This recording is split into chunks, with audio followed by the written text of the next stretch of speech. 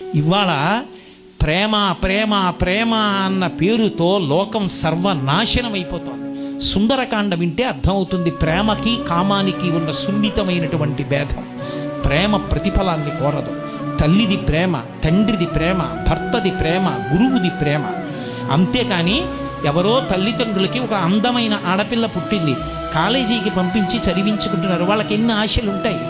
ఓ ఉత్తముడైన వాడికి ఇచ్చి పెళ్లి చెయ్యాలని, తన కూతురు సుఖపడాలని వాడు కోరుకోడా? ఆమె అందంగా ఉందని నువ్వు ప్రేమించేశావా? ఆమె నీకు తప్ప ఇతరులకు దొరకకూడదని యాసిడ్ పోసావా? సంస్కార హీనత్వం వల్ల కది ఇది వచ్చింది. ఎవడి మనసులో ఏ రాక్షసుడు దాక్కున్నాడో తెలియని నాడు కళాశాలలో ప్రతి విద్యార్థి పక్కన ఒక పోలీసు కూడా కూర్చున్నా సరే ఆపగలరా మీరు? సంస్కారం అంకురించిన నాడు ఇటువంటి దోషాలు రావు.